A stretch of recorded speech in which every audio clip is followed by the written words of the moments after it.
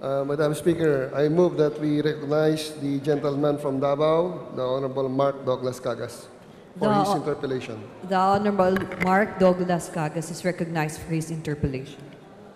Davao del Sur, Madam Speaker. From Davao del Sur, as Thank correct. you. Would my friend, the distinguished sponsor, answer a few questions from this representation, Madam Speaker? Gladly from my good friend, Madam Speaker.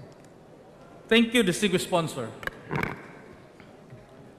Earlier, the highly respected and distinguished minority leader has already eloquently asked very legalistic questions to the distinguished sponsor.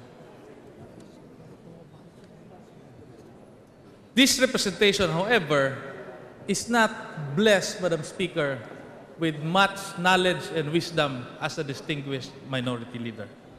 And therefore, Madam Speaker, it is my desire to ask the distinguished sponsor a few questions so that not only this representation, but people will be clarified as far as the amnesty proclamation is concerned.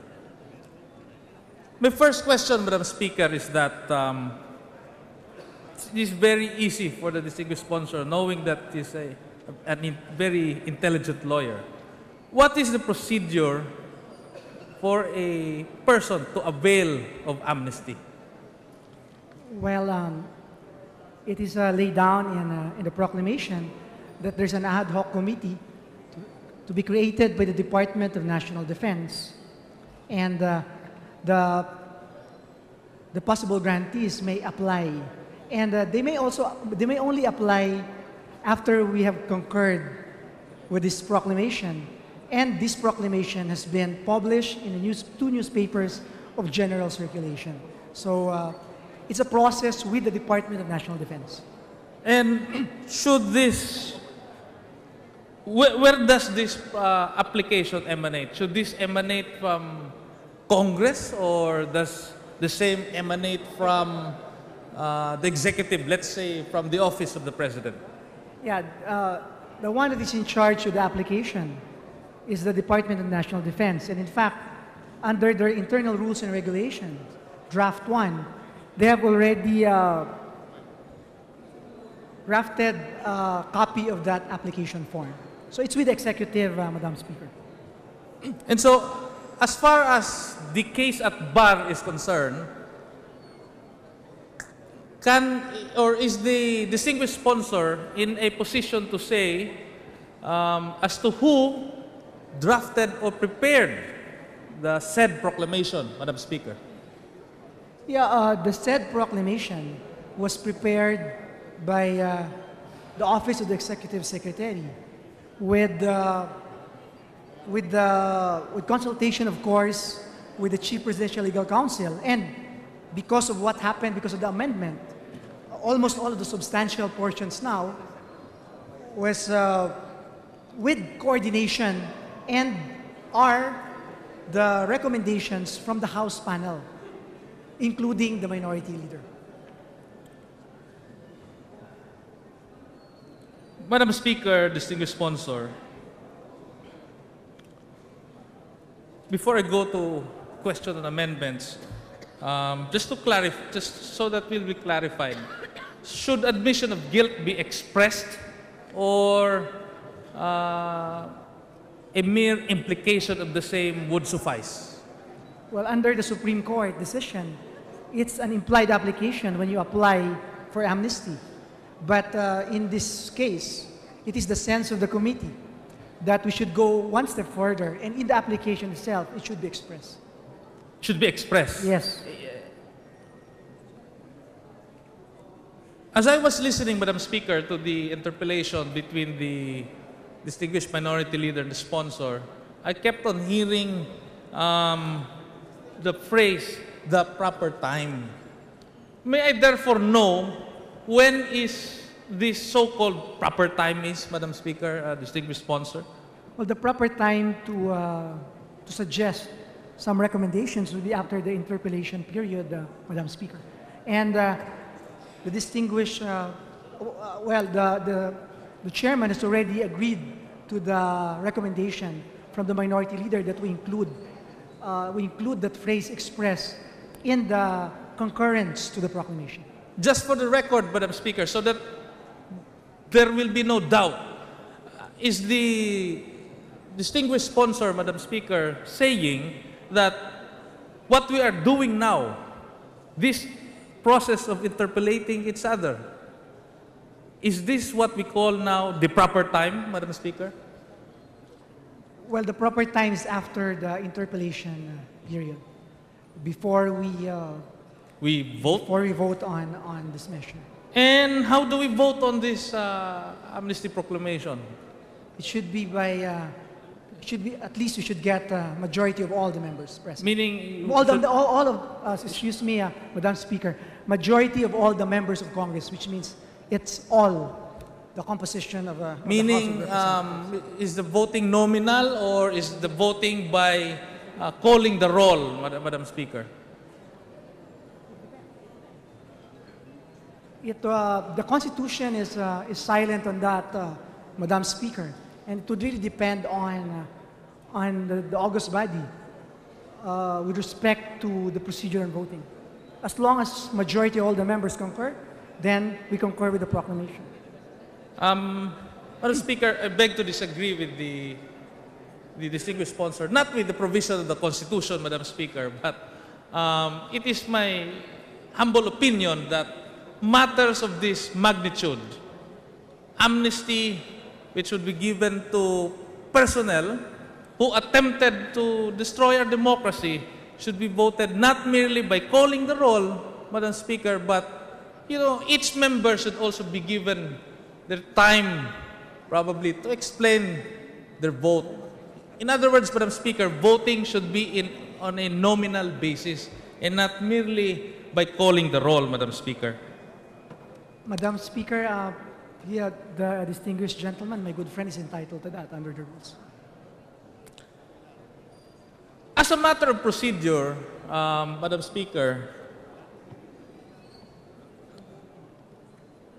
should the Committee on Justice and the Committee on National Defense jointly promulgate and submit its report, or should these two committees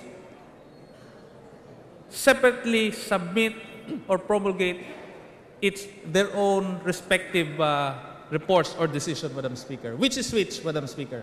Just a matter of procedure. Joint submission of resolution, Madam Speaker. We conducted a joint hearing referred to us jointly. And although we voted separately, because that is according to the rules of procedure, we vote separately. But with respect to the submission of the committee report, it's joint. So, when we vote, correct me if I'm wrong, Madam Speaker, when we vote, the Committee on National Defense and the Committee on Justice shall vote separately. Am I correct, Madam Speaker? In the committee level. Yes, and Yes, when you submit your report, the report is submitted jointly or separately by the two committees?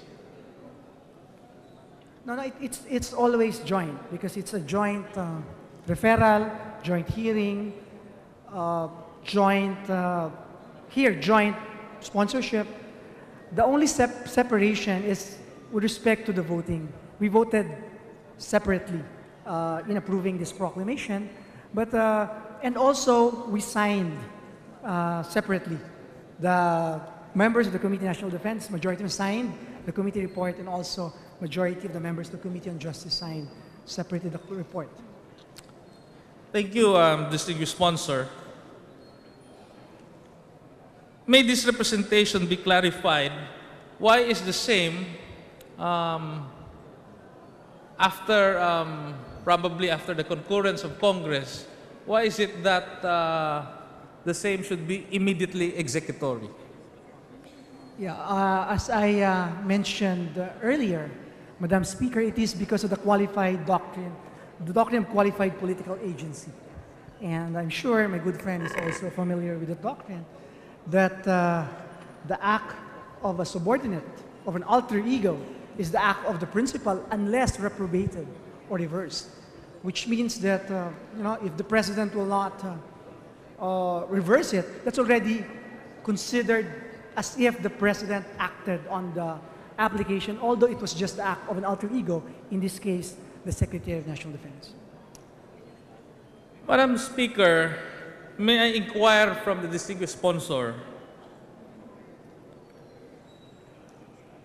what is the gist or the main content of the oath of any personnel or officer of the AFP or of the PNP, Madam Speaker? If the gentleman is asking the oath of... What are the key words found in the oath or of any AFP, whether enlisted or non-enlisted personnel, whether it be AFP, Madam Speaker, or PNP? Well, if I don't know if my good friend is referring to the oath when they join the service, but under the Constitution, they are to protect and defend the people. To defend and protect the people. And they are the protector of the state. Madam Speaker, whenever there are new presidents taking their oath of office or their inaugurals, even during the time of President Marcos, Fidel Ramos, President Aquino, President Arroyo, or even President Noynoy, these presidents had always, as part of their oath, had always expressed that I, for example, I, Ferdinand Marcos, swear to defend the Constitution of the Republic of the Philippines, uphold the sovereignty and territorial integrity of this republic. Am I close to being correct in saying that the same principle should apply as far as members of the AFP and the PNP is concerned, Madam Speaker, distinguished sponsor? Yes, my friend is very correct. In fact, with more reason, because they bear the arms. Thank you, distinguished sponsor. You know, here now comes the conflict that has hound my heart. Although my heart specifically goes to those, particularly those below the private first class in ranks. Because as distinguished sponsor has mentioned, you know, these guys only follow orders. You know, coup d'etats or coup attempts are very expensive adventurisms. Would you agree, Madam Speaker, that coup attempts are very expensive in nature, Madam Speaker? Yeah, yes. I'm very wary, Madam Speaker, in us Congress concurring to such an amnesty. Number one, what if the Oakwood incident turned out to be a very bloody incident?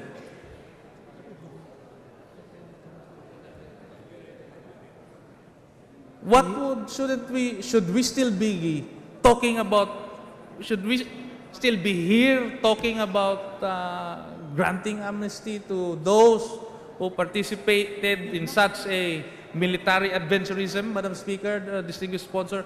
What if 500 people died, Madam Speaker? What if the Oakwood hotel was bombed and so many people were killed? Yeah. Yeah, those concerns of my friend did not happen. Did Madam not. Speaker. But what if it did? But it did not happen, and that was one of. But that was considered, Madam Speaker, by the executive in granting amnesty, because the concerns of my good friend did not happen. Otherwise, we wouldn't be talking about any amnesty proclamation today. Thank you, Madam Speaker, distinguished sponsor, because to me, Madam Speaker, what we are doing this afternoon would constitute a very bad precedent. As I've said, members of the Armed Forces of the Philippines, as well as of the Philippine National Police, swore to uphold and defend the Constitution of the Republic of the Philippines, to protect and serve our people, to maintain and promote territorial integrity and national sovereignty. Madam Speaker, would there be a difference, therefore, if such a coup d'etat, like the Oakwood incident, was led by civilians, Madam Speaker? For example, this representation, Madam Speaker. For example, Congressman Iggy Arroyo and myself will lead a coup d'etat. Would the circumstances still suffice as to entitle this representation and the Honorable Iggy Arroyo to such an amnesty, Madam Speaker, distinguished sponsor? If it were led by civilians, then there would be no crime of coup d'etat. Under the revised penal code, it should be rebellion, Madam Speaker. Thank you, Madam Speaker, for I wanted the distinguished sponsor to really make that point because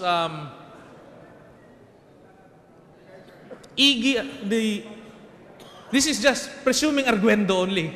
I'm not saying that we'll be leading any coups here, just for argument's sake. Presuming that the difference, Madam Speaker, is that Congressman Iggy Arroyo and myself, we do not possess any army that would, we do not have private first class, sergeants, or non-enlisted personnel who would back us up in any coup attempts, Madam Speaker. And therefore, I hope the distinguished sponsor realizes the gravity of what we are doing here. Because this representation feels that we are trying to hurry up the process of giving amnesty to those who attempted to destroy our democracy. Is this a fact, Madam Speaker, distinguished sponsor? Are we trying to hurry up the process, Madam Speaker? Actually, Madam Speaker, we conducted extensive, exhaustive committee hearings attended by the majority members of this House. We asked the executive if they can amend the proclamation. And before amending, we asked them if we could sit down and discuss the proposed amendments coming from members of Congress. So we had a lot of recommendations. The Senate only has 2. We have more than 10. And probably that's the reason why the Senate just concurred moments ago to the proclamation. So there's really no. It's not really a case of hurrying, Madam Speaker, but it's going through the process. And the President issued a proclamation based on the facts as they are. Assuming arguendo that the assumptions of my good friend here were the facts, then I'm sure the President would not have issued the proclamation. But the fact is, it was not. It was non-violent, and the concerns of my friends here did not happen, and that's the reason why we're talking about Proclamation number 75. Non-violent, Madam Speaker. But I remember that around the perimeter of the Oakwood area, IADs and booby traps were placed. What if one of those IADs and booby traps went off and exploded, Madam Speaker? Again, would the circumstances still be the same as today, Madam Speaker? As you know, should we even be talking of amnesty this afternoon, Madam Speaker? of course not. Of course not, Madam Speaker. But the explosives did not explode. That's why So, we're talking about amnesty now. So the president based his decision on the facts as they are, not on hypothetical situations, Madam Speaker. so in other words, Madam Speaker, am I qualitatively correct in saying that we should wait for explosives or IEDs to explode? No, you're not. The gentleman is not correct because that is not really the issue. The issue here is the facts. We're not that. So there is a proclamation. Otherwise, there would have been no proclamation. Let me go back to my previous statement, Madam Speaker, that coup attempts or coup d'etats are very expensive military adventurisms. Madam Speaker, my question to the distinguished sponsor is that if we grant amnesty to everybody, to those all involved in the mutiny, Madam Speaker, where do we draw the line then? How do we distinguish whether or not, or how do we distinguish which personnel and officers got involved in the coup d'etat or coup attempt for principle or for causa, and which of them got involved because of money? And therefore, Madam Speaker, should those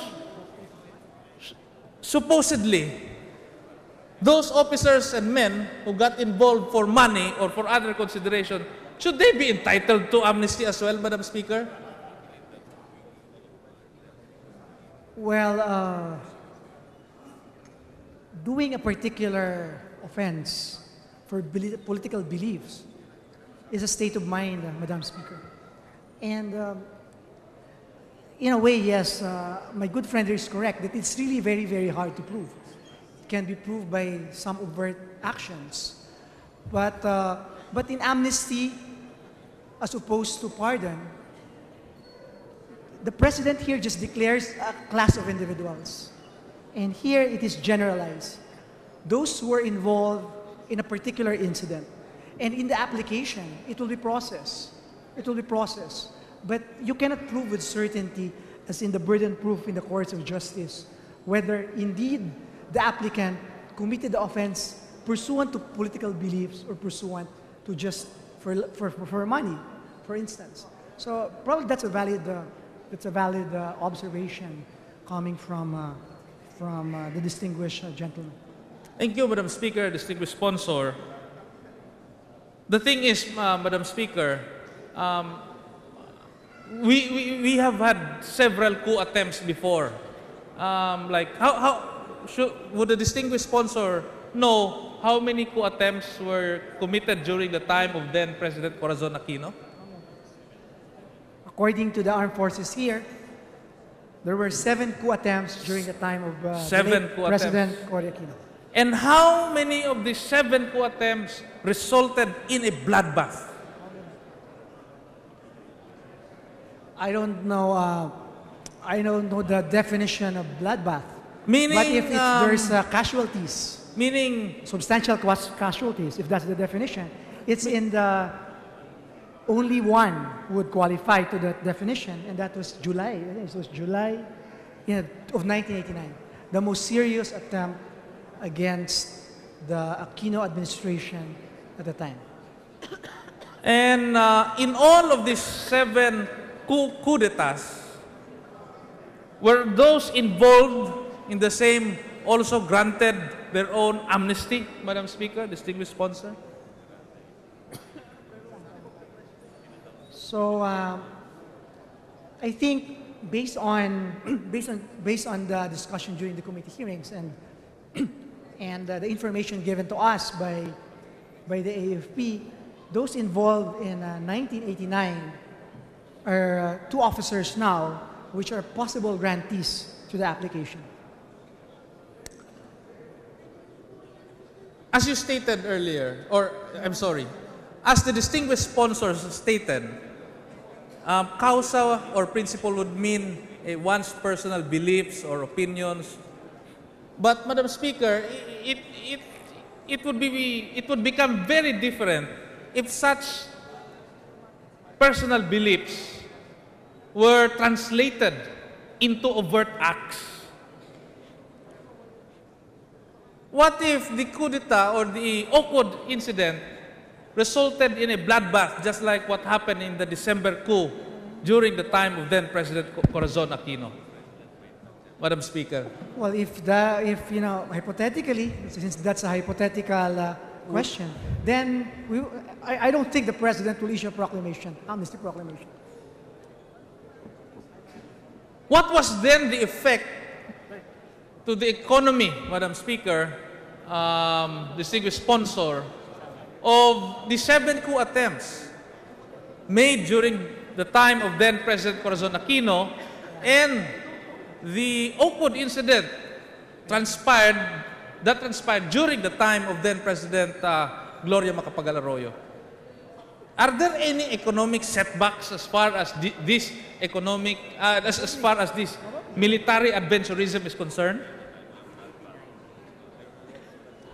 Well, if the distinguished gentleman is talking about the 1989, it was clear that there was a setback in the economy because as you say, there was bloodbath at the time. And how many would a distinguished sponsor, Madam Speaker, be in a position to tell this representation in how many countries or in which countries can the distinguished sponsor give me example of countries where people who got involved in military adventurism became officials of the land, Madam Speaker? Even became probably congressmen, senators, or president? Yes, I think that's a fact. If the distinguished gentleman is asking the distinguished sponsor about those officers involved in coup and later became officers, elected officers, it did not happen only in other countries, but as well as in our country. Is that the question? If I got the question correctly. In other words, Madam Speaker, in this country, in the Philippines, where in principle, the AFP and the PNP should remain apolitical, meaning should not get involved with politics. In the Philippines, however, Madam Speaker, I think this is the only country in which we reward, Madam Speaker, those who involve themselves in military adventurism, in coup d'etats, who get themselves involved in attempts in trying to trample and to destroy this democracy, which we fought very hard, and which we achieved during EDSA. Are we a country which reward coup plotters and those who get involved in coup d'etats, Madam Speaker? Madam Speaker, for the record, with respect to the possible grantees of the Proclamation Number 75, no one got rewarded for being involved in the incident. They were jailed, and some of them are still in jail. Almost all of them were discharged dishonorably from the service. So, for the record, there's no reward in this case. Amnesty is a different matter. Amnesty is a settled doctrine under our jurisdiction, copied from American jurisprudence. And amnesty is just, it's not even a reward. Amnesty is based on reconciliation and peace and obliterates the offense. So, I just want to submit that, Madam Speaker. Madam Speaker, the fact that some coup plotters even became senators is for me a reward in itself. I cannot find any other country in the world wherein people who try to destroy our democracy gets elected into office. So I find it very funny, Mr. Speaker, that now Congress is even further rewarding such an attempt or attempts, Madam Speaker. This is what is boggling me, Madam Speaker, distinguished sponsor. While I'm not really adamantly against this proclamation, Madam Speaker, my My problem, Madam Speaker, is that I believe that officers or some officers who get involved in this adventurism get involved not for principle or not for cause, but for some consideration. Ang kawawa, Madam Speaker, distinguished sponsor, yung mga sundalo sa baba, yung mga private first class, mga sarhento, hindi naman naambunan yun. Hindi naman nabibigyan, napapartihan. Kung meron mang pera ng kabayaran, hindi naman nasasali yun. Do we have a check, Madam Speaker? Or can Congress, in its job in concurring to said presidential proclamation, can we have a check at least of whether or not some of these officers really receive money or not, Madam Speaker? Because if they did, if some officers did receive money, Madam Speakers, I don't think they're even entitled to even to the slightest respect. Not worse, Madam Speaker, they should not be entitled to any amnesty. Yes, the distinguished gentleman is correct. There are disqualifications in the amnesty proclamation, and it is only limited to the participation in the 3 incidents and only for political offenses. Now, the job of checking whether some of the possible grantees benefited financially is not anymore the job of the legislature, but it is the job now of the committee, the ad hoc committee, under the proclamation. And Madam Speaker, I'd just like to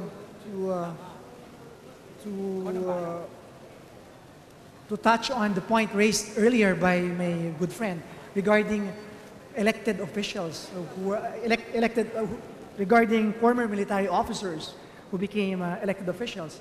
And clearly, Madam Officer, in that case, it's the people's will. And under the Constitution, sovereignty resides in the people and all government authority emanates from them. But that is clearly different and separate from the amnesty proclamation, because here, it's the president's prerogative now. In this case, it's the president and only concurred in by Congress. That's why, Madam Speaker, I agree with the distinguished sponsor. I agree with you 100%. That's why I find it very strange, Madam Speaker, distinguished sponsor. Meaning, if I and Congressman Iggy Arroyo lead a coup attempt and run for senator respectively, would we be rewarded as well and get elected as senators, Madam Speaker?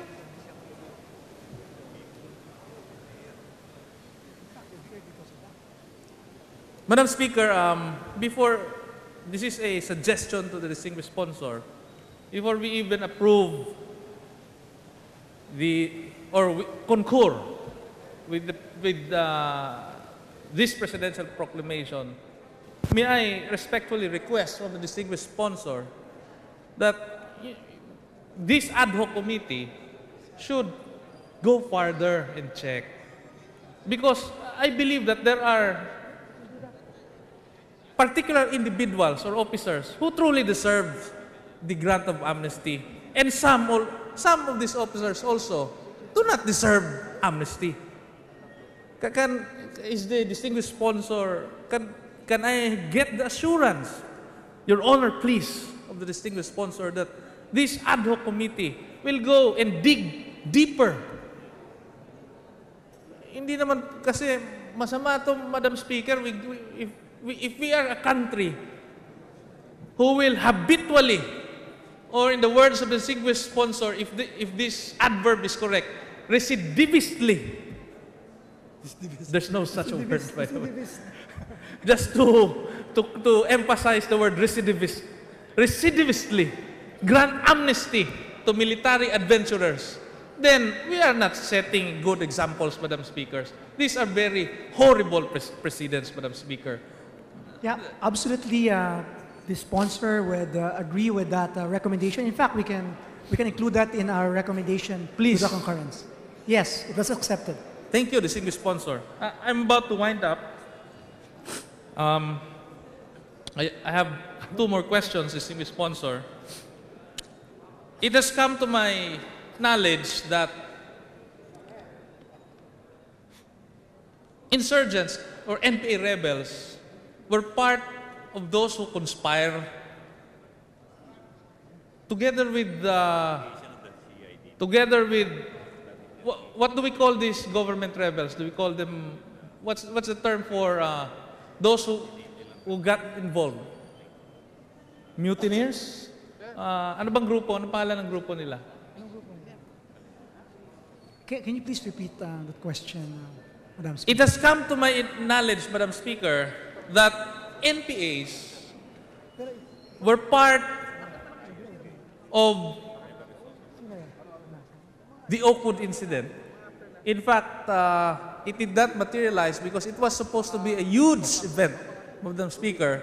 And it has come to my knowledge that the NPAs allegedly conspired, Madam Speaker, with government rebels who tried to oust then administration of then President Gloria Macapagal-Arroyo. Am I correct in saying this, Madam Speaker, that there was a collusion, a conspiracy between the Reds and those members of the AFP and the PNP who are adventurous, Madam Speaker?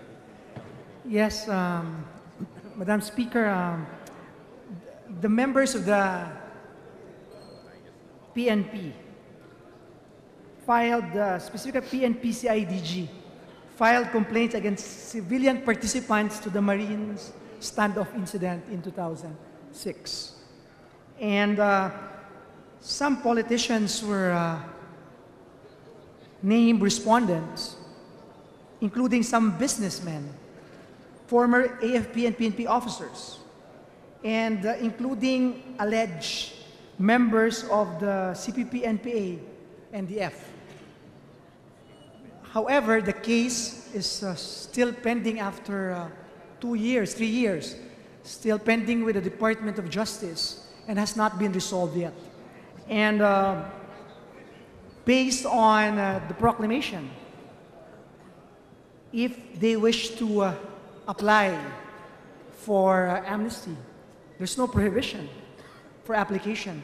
But the approval is a different matter because under Proclamation number 75, it should be pursuant to peace, to peace and reconciliation, and it should be to maintain tranquility in the society. So still, if they wish to apply, they can apply, but the discretion is with the executive to approve or not. So, Madam Speaker, am I hearing this correctly, Madam Speaker? First, that NPA insurgents conspire with the AFP and PNP adventurers, Madam Speaker. Am I correct, Madam Speaker? Not accurately, Madam Speaker. What I said is that some alleged members of the CPP-NPA, as alleged by the PNP-CIDG, but has never been proven even in the fiscal office, were involved allegedly in the Marine standoff. So there was an allegation, but as we know, under the Constitution, there's always a presumption of innocence. We cannot say with certainty that they are members of the AFP, PNP, but that was the allegation, Madam Speaker, by the PNP-CIDG. In other words, Madam Speaker, these incidents or series of incidents, Madam Speaker, could have erupted into a huge explosion, Madam Speaker. Can you imagine, Madam Speaker, PNP, AFP, and NPAs conspiring together to topple a certain administration? Hindi ba malaki itong pangyayari, Madam Speaker? Buti na lang at hindi nangyari. Nagkakaintindihan ho ba tayo, distinguished sponsor, Madam Speaker? Again, that's hypothetical. And the fact is, it did not happen, Madam Speaker. That's why we are here. We're talking about the proclamation. Otherwise, hindi na natin pinag-usapan ng Proclamation number 75. Madam Speaker, the fact that it did not happen does not lessen the crime of coup d'etat. The fact that a coup attempt was done, a covert action was consummated, Madam Speaker, was for me sufficient or enough, Madam Speaker, to warrant the harshest of penalties to those who are involved in any of such military adventurism, Madam Speaker. Because these officers went against the very oath that they swore to uphold and defend the Constitution, protect and promote the territorial integrity and national sovereignty of the Republic of the Philippines. Madam Speaker, would it be possible if for the distinguished sponsor to submit to each member of this House a list of beneficiaries of those who will be granted the amnesty, Madam Speaker? Baka naman may mga nasa kaliwaron o nasa kanan o nasa gitna, gusto ho nating malaman. Kasi sabi nga, magko-concur tayo sa amnesty. Can we not be furnished with the list so that we will be able to identify those who are from the left, from the center, or from the right, from up and below? Is the distinguished gentleman asking a list of possible grantees or applicants? Because there's no applicant yet. But Possible grantees, Madam Speaker. For those who will apply, possibly apply, and those who will be covered by said proclamation, can we, just to be sure, Madam Speaker, mamaya may mga hindi deserving doon na babigyan natin ng amnesty. Madam Speaker, the committee has a copy of it, and the individual members may request, but for the distinguished gentleman, the committee will furnish the distinguished gentleman a copy of that. Thank you. Is it possible if all members of Congress be furnished of said list, Madam Speaker? Well, probably it's up to the individual members if they would want to. Why? Why should it be limited to individual members, Madam Speaker? Because the gentleman... When in fact, it is clear that, majority or all of Congress or members of this House must concur to such a presidential proclamation, Madam Speaker. And therefore, it is incumbent, Madam Speaker, on the committee, Madam Speaker, to furnish us with lists. Even if probably I myself would not want to look at the names. But should I not be entitled to such a list, considering that I myself is also a member of this House, Madam Speaker? Madam Speaker, this list is just a list of possible grantees. And as I would like to reiterate that the committee is in the possession of that list, and the gentleman, distinguished gentleman, we can furnish him a copy, but nobody here in Congress can speak for everybody. So it's really up to the individual members. If they would like to request, we will furnish. But for an individual member to stand up and act as if to speak for in behalf of everyone. I think let's give the individual members also the opportunity if they would like Madam to Speaker, have the list or not. we could just place the list on top of our individual tables.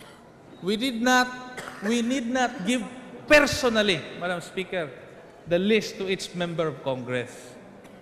It would suffice if we put the list on top of the tables. Should it be public knowledge, after all, Madam Speaker, that these persons who got involved in military adventurism should be known? Because after all, we are to concur and to give them amnesty, Madam Speaker, distinguished sponsor.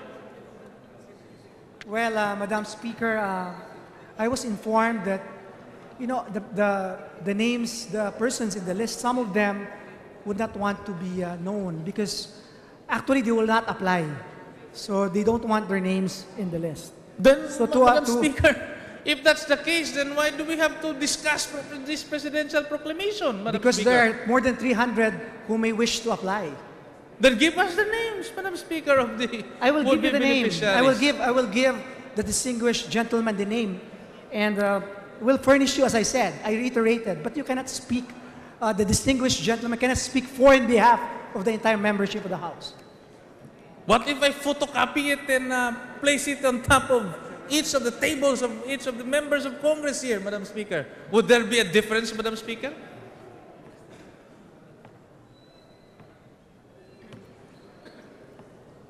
in fact, Madam Speaker, is not even the business of the House, because what we're interested in is the crime and the coverage.